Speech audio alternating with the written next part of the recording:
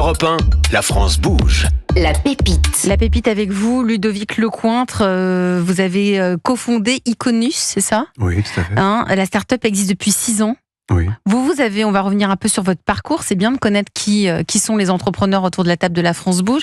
Vous avez une formation de pharmacien, vous avez travaillé dans l'industrie pharmaceutique pendant près de 20 ans.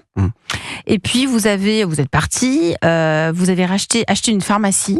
Oui. Ça a duré 10 ans, bon c'était pas le meilleur souvenir. Oui, c'était pas mon truc. Non, c'était pas votre truc. Et vous avez fait le choix d'aller travailler à l'Agence nationale de sécurité du médicament. Oui, plus précisément, j'étais expert externe. Expert externe. Oui. Comment vous vient l'idée de fonder une entreprise et pourquoi dans le domaine de l'autisme ? Enfin, c'est sur les maladies, sur la détection des maladies liées à l'autisme. Alors c'est le résultat d'un parcours qui n'est pas programmé forcément comme ça au départ et de rencontres. C'est souvent des rencontres entrepreneuriales. Et en fait, il se trouvait qu'en tant qu'expert externe à la NSM, donc j'évaluais les dossiers, pour faire court, les dossiers d'AMM que déposent les entreprises pharmaceutiques pour avoir leurs autorisations de mise sur le marché. Donc pour avoir l'agence du médicament. Voilà, c'est ça. Et en fait, j'ai rencontré un chercheur qui s'appelle Michael Tanter, qui est à l'origine de technologies innovantes dans le domaine de l'imagerie par les ultrasons depuis de nombreuses années. Et il m'avait demandé à l'époque d'évaluer un projet lié à l'administration de médicaments avec des ultrasons. Et j'ai commencé à découvrir le monde de l'innovation par ce biais-là, en travaillant avec eux. Et puis, ce projet n'a pas fonctionné pour différentes raisons. Mais j'ai découvert cette innovation académique. Mais c'est quoi cette innovation ? C'est l'objet même de Iconus ? Alors, en fait, Iconus, c'est une start-up qui exploite, si vous voulez, les résultats de la recherche académique française, en l'occurrence, principalement INSERM et CNRS. Alors, vous allez nous expliquer ce que c'est, en lien avec l'autisme, pour qu'on comprenne bien tous ce que ça veut dire, comment vous faites avancer ce diagnostic de plus en plus précoce. On vous écoute et ensuite, on va vous poser des petites questions. Vous êtes prêts ? Oui. Allez, on vous écoute, Ludovic Lecointre, c'est à vous. Alors, Iconus, c'est une start-up qui est active depuis début 2017, qui exploite donc des technologies de l'INSERM et du CNRS, comme je viens de le dire, pour faire de l'imagerie neurofonctionnelle. Donc, ce qui est important là-dedans, c'est le mot fonctionnel, c'est-à-dire que nous n'imageons pas les structures tissulaires du cerveau, il y a d'autres techniques qui font ça très très bien. Nous, on image les phénomènes dynamiques qui se passent dans le cerveau quand il travaille. Et nous sommes une start-up un petit peu particulière, j'ai l'habitude de dire une start-up PME, parce qu'en fait, nous ne vivons pas sur des levées de fonds en cascade qui s'enchaînent pour faire progresser la société. Nous vivons dès le début de la société sur notre chiffre d'affaires que nous réalisons sur un premier marché qu'on appelle le marché de la recherche fondamentale sur le cerveau. Donc nos clients sont des chercheurs en neurosciences et à ces chercheurs on leur vend un produit qui exploite ces technologies innovantes de l'INSERM et du CNRS pour faire de la recherche sur le cerveau, et ça nourrit l'entreprise, ça la fait grandir et ça nous permet de financer des projets de recherche pour des applications futures cliniques, dont effectivement potentiellement l'autisme, mais pas que. Aujourd'hui, c'est 35 personnes. Nous sommes basés à Paris. Nous fabriquons nos produits à Paris. Merci pour votre pitch. Merci de vous être prêté à l'exercice. Ludovic Lecointre, cofondateur d'Iconus. Donc vous, si je comprends bien, vous avez inventé une machine qui ressemble à une espèce d'ordinateur à roulette et vous vous attaquez à plusieurs maladies du cerveau. Oui. Alors, il y a plusieurs indications possibles à notre technologie, effectivement. En fait, notre technologie, qui je leur dis, qui vient de l'INSERM et du CNRS, on a des brevets pour l'utilisation de cette technologie, permet de donner 3 lectures différentes du cerveau. La première lecture, c'est l'activation des neurones, l'activité neuronale. Donc, quand dans une zone du cerveau, des neurones s'activent, ils ont besoin d'être nourris par le sang, parce que les neurones, contrairement aux muscles, n'ont pas de réserve énergétique. Donc tout de suite, le flux sanguin va augmenter dans cette petite zone précisément.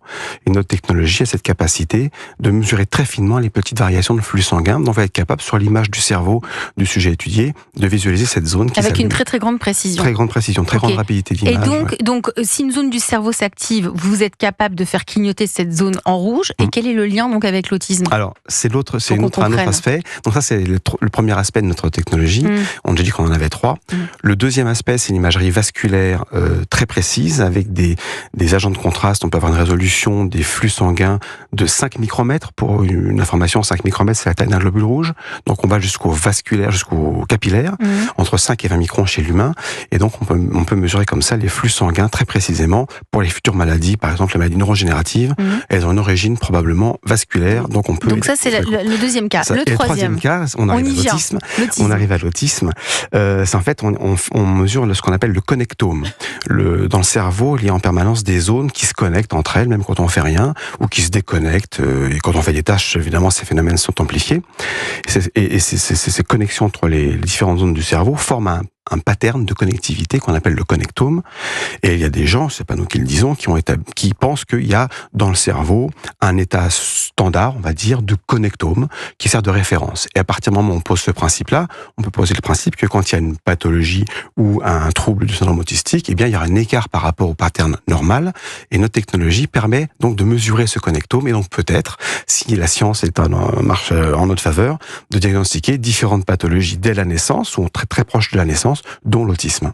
Donc c'est une technologie, si on vous entend bien, Ludovic Lecointre, qui va être révolutionnaire si vous allez jusqu'au bout et si c'est vérifié. Et là, je rebondis sur ce que vous nous disiez, Mohamed Sajidi, tout à l'heure, président fondateur de Vaincre l'autisme sur Europe 1. C'est-à-dire qu'aujourd'hui, à travers cette technologie, on peut aborder le diagnostic de l'autisme à travers un prisme beaucoup plus médical qu'un prisme clinique et compagnie et les parents et les générations. Exactement. Donc on est complètement éloigné de la psychanalyse. On est éloigné de la psychanalyse et puis des idéologies, surtout les idéologies, parce qu'il y en a beaucoup aujourd'hui sur le web où les parents sont victimes. Le problème de l'autisme, c'est un dysfonctionnement neuronal. C'est clair, c'est découvert depuis longtemps. Dans les connexions des synapses, il y a des dysfonctionnements. Les synapses, c'est les circuits électriques, les circuits électriques, il y en a qui se connectent, il y en a qui se connectent pas. Et là, vous avez un dysfonctionnement. Le traitement de l'information, il est complètement dysfonctionné pour un enfant autiste. Vous parlez d'une bouteille qu'on prend verre. Je donne un exemple qui vous paraît bête, mais c'est comme ça. Il regarde un verre, le verre, il y a de l'eau, vous parlez de l'eau, lui peut associer le mot eau au verre, mais pas au liquide qu'il y a dedans. Donc il y a une déconnexion entre les... Exactement. S'il y a des outils comme ça qui viennent détecter plus tôt, ça permet déjà d'avoir une suspicion. Par la suspicion, on va commencer un travail. Alors ça, c'est la suspicion, parce que, et là, vous utilisez le langage dans le dépistage. Sauf que la technologie de Ludovic Lecointre, qui est là ce soir sur Europe 1 avec Iconus, c'est que vous adressez aux bébés de moins de 6 mois. Oui, tout à fait. Mais c'est ça qui est extraordinaire. C'est ça qui est formidable. Alors, c'est extraordinaire, on ne sait pas encore si c'est extraordinaire. Mais c'est en cours parce que là, ça démarre normalement cette année, en 2024. Vous avez 3 dispositifs qui vont être testés sur les nouveau-nés à l'hôpital Robert Debré à Paris. Oui, alors on a 3 dispositifs qui vont partir dans des études, dont un effectivement à Robert Debré, dans une étude qui va analyser des bébés, des prématurés, des grands prématurés, des bébés qui ont des différents problèmes de naissance et dont un bras autistique effectivement entre 0 et entre la naissance et 6 mois. Vous aurez un groupe témoin et un groupe déjà pour pouvoir comparer. Absolument, c'est une étude qui est financée par l'ANR, qui est dirigée par le docteur Valérie Biran à Robert Debré, Pierre Gressin, c'est un chercheur de l'INSERM qui est très actif sur cette étude, qui s'appelle Charlie Deméné, qui porte le projet. Donc là, elle est en phase d'acceptation administrative. Oui. Nous sommes en France, donc il y a beaucoup de paliers à franchir. Oui. Et ensuite, le protocole serait validé pour ensuite passer avant la fin de l'année, à l'échelle supérieure. Et je trouve ça extraordinaire. Vous en pensez quoi autour de la table? Juste une Mohamed chose Sajidi. À rappeler que l'autisme, c'est postnatal ou prénatal. Donc des outils comme ça qui viennent précocement diagnostiquer. Je me rappelle que le professeur Benari avait découvert que par manque de cytocine à l'accouchement, le chlore ne s'évacue pas du cerveau du bébé. C'est une première mondiale. Il était obligé de la financer par les Américains parce que la France, on l'a pas entendu. Et il restait à découvrir quand est-ce qu'il y a un dysfonctionnement chez le fœtus.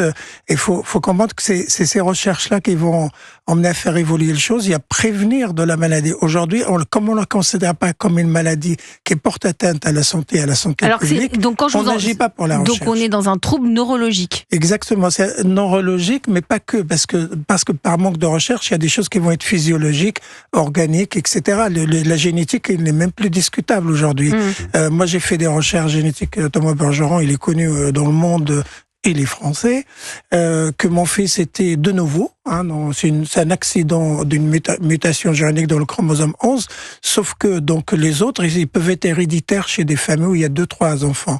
Par contre, là, moi, j'ai des cousins aujourd'hui qui ont des enfants autistes et j'ai ma sœur qui a une fille autiste, d'ailleurs que j'ai pris à Futura School Rabat, qui a vraiment évolué. Donc, il y a quand même quelque chose de génétique qu'il faut creuser. Il y a une part de génétique qu'il faut peut-être creuser. Ludovic Lecointre, si ça avance, là, je rappelle, c'est en phase de test, en ce moment, ça démarre, là, dont l'un à l'hôpital Robert Debré à Paris sur des nouveau-nés. Est-ce que vous allez conserver le même mode de financement ? Parce que ça va prendre de l'ampleur. Alors, de financement de la société, vous voulez parler ? Oui. Alors, effectivement, vous ne cherchez pas à lever... La société a cette particularité que donc elle est autofinancée par ses ventes.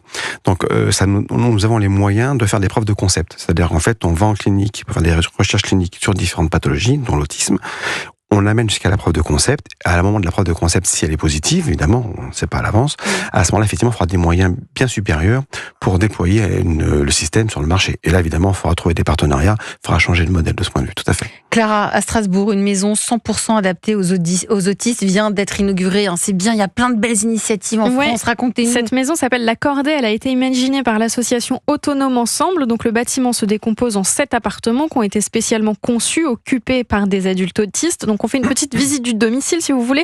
Environ 40 mètres carrés. Une cuisine, un salon, une chambre. Sauf que l'espace est adapté pour le quotidien des adultes autistes. Donc, par exemple, il y a des variateurs de lumière pour les personnes photosensibles ou encore une meilleure isolation phonique. Chaque locataire a son propre espace, mais il peut aussi partager des activités pour favoriser la vie sociale. Donc, ça passe par des sorties karaoké, du bowling, du cinéma. Voilà, il y a toute une vie de communauté qui se crée. Voilà, il se passe des choses. On avance en France autour de l'autisme. On en parle ce soir sur Europe 1 à l'occasion de la Journée mondiale de l'autisme. Vous restez tous autour de la table de la France Bouge. On va faire une petite pause en musique avec les Rita Mitsuko et Andy sur Europe 1.